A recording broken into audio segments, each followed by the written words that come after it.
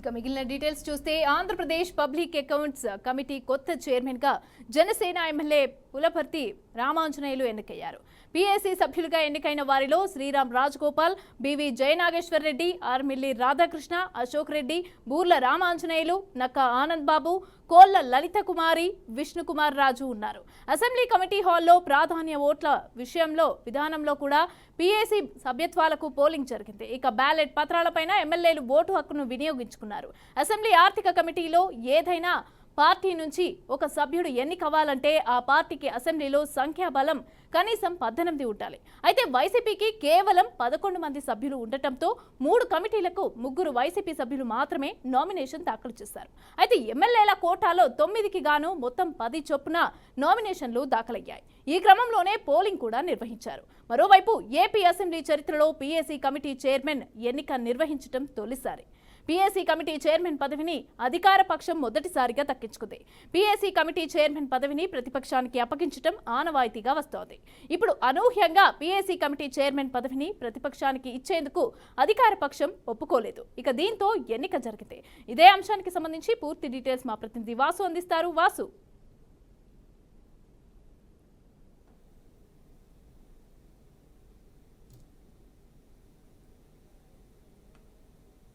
రాష్ట్రంలో ఎన్నడూ లేని విధంగా పీఏసీ చైర్మన్కు సైతం ఎన్నికలు అయితే జరిపించారు. 2024లో ఎన్నికల్లో ఓడిపోయిన అనంతరం వైసీపీ నుంచి గెలిచిన 11 మంది ఎమ్మెల్యేలు ఎవరైనా సరే ఇప్పటి వరకు అసెంబ్లీలో అడుగు పెట్టిందే లేదు. అందుకే అసెంబ్లీ చరిత్రలో తొలిసారిగా పీఏసీ చైర్మన్ పదవికి ఎన్నికను అయితే జరిపారు. పీఏసీ చైర్మన్ పదవి ఎప్పుడూ ప్రతిపక్షాలనే వరిస్తుంది. కానీ వైసీపీకి అనుకున్నంత మంది ఎమ్మెల్యే సంఖ్యాబలం లేకపోవడం వల్ల ఈ ఎలక్షన్లో సీట్లు రాకపోవడం వలన అసెంబ్లీలోకి రెండవ అతిపెద్ద పార్టీ అయిన జనసేన తరపు నుండి ఎమ్మెల్యేగా గెలిచిన భీమవరం ఎమ్మెల్యే ఎవరైతే ఉన్నారో పులివర్తి రామాంజనేయులు పీఏసీ చైర్మన్గా ఎన్నికయ్యారు. 2 తెలుగు రాష్ట్రాల్లో ఇప్పటి వరకు ఎప్పుడూ జరగని విధంగా పీఏసీ చైర్మన్ పదవికి ఎన్నిక జరగటం అనేది ఇదే మొదటిసారి కావటం విశేషం. అదేవిధంగా పీఏసీ చైర్మన్ పదవిని ప్రతిపక్షంలో ఉన్న వారికి ఎప్పుడూ కేటాయింపు అనేది జరుగుతూ ఉంటుంది. గతంలో కూడా వైసీపీ అధికారంలో ఉన్నప్పుడు టీడీపీ తరపు నుంచి ఎమ్మెల్యేగా ఉన్న పయ్యావుల కేశవ్ చైర్మన్గా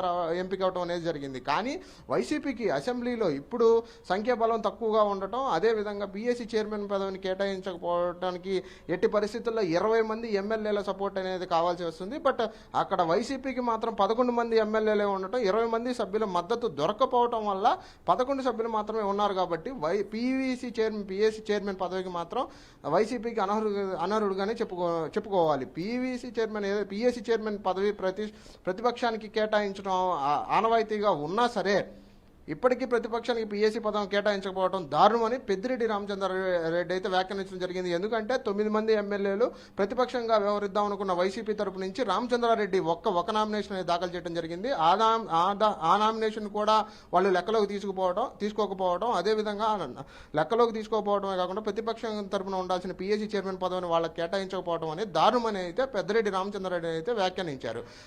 ప్రతిసారి ఏదైతే ప్రతిపక్షంలో ఉన్న వాళ్ళకి మాత్రమే పీఏసీ చైర్మన్ కేటాయించడం, అలాంటి సంప్రదాయానికి ఇప్పుడు విరుద్ధంగా కూటమి ప్రభుత్వం వ్యవహరించడం అనేది నెంబర్తో సంబంధం లేకుండా ప్రతిపక్షంలో ఉన్న నేతకు మాత్రమే పీఏసీ చైర్మన్ కేటాయించవలసిందిగా అలాంటి ప్రతిపక్షమైన వైసీపీకి కేటాయించకపోవడం అనేది కొత్తగా వస్తున్న ఏదైతే ఉందో కొత్తగా రావాలనుకుంటున్న మిగతా వాళ్ళకి కానీ ఎవరికైనా సరే ఏమి చెప్పాలనుకుంటున్నారు, రాబోయే తరాలకు కూడా ఏమి చెప్పాలనుకుంటున్నారు అనేది రామచంద్రారెడ్డి అయితే మీడియా ముఖంగా చెప్పడం అనేది జరిగింది. అదేవిధంగా పీఏసీ చైర్మన్ పదవిని తమకు కేటాయించకపోవడంతో వైసీపీ ఎమ్మెల్సీలు ఎవరైతే ఉన్నారో వైసీపీ ఎమ్మెల్సీ సంఖ్యాబలం మండలిలో ఎక్కువగానే ఉంటుంది. జనసేనతో టీడీపీతో పోల్చుకుంటే వైసీపీ ఎమ్మెల్సీల సంఖ్యాబలమే మండలిలో ఎక్కువగా ఉన్నా సరే వాళ్ళకి కేటాయించకపోవడం అనేది వాళ్ళు ఇదిగా తీసుకున్న అనంతరం మండలి నుంచి వాళ్ళైతే బయటికి రావటం, ఎమ్మెల్యేసీలు అందరూ సభను బాయ్కాట్ చేసి బయటకు అయితే వచ్చేశారు.